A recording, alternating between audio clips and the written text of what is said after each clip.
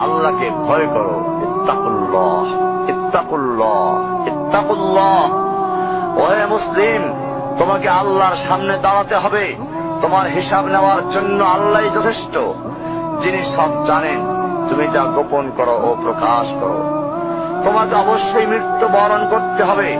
যখন তুমি দুনিয়ার সব কিছু ছেড়ে চলে যাবে, শুধু তুমি আখিরাতের জন্য যা সঞ্চয় করেছ তা নিয়ে সাবধান হও তোমার শেষ আমলের ব্যাপারে। তুমি জানো না কখন তোমার শেষ মুহূর্ত। তুমি কি প্রস্তুত মৃত্যুর জন্য? তুমি কি প্রস্তুত কবরের সওয়াল জবাবের জন্য?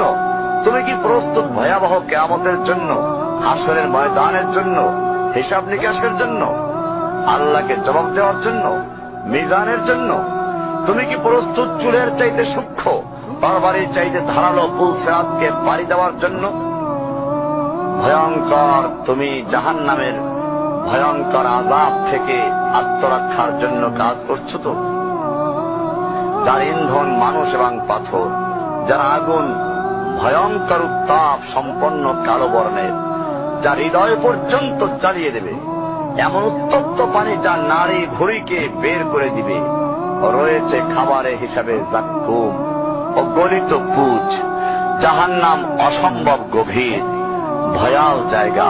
কঠোর হৃদয় ফেরেশতারা নিযুক্ত, যেখানে শাস্তির মাত্রা বৃদ্ধির জন্য শরীরকে অনেক বড় করে দেওয়া হবে।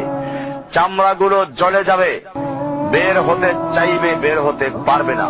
মৃত্যুকে ডাকবে, মৃত্যু আসবে না। ভয়ঙ্কর শাস্তি যা অনন্তকাল ব্যাপী চলতে থাকবে।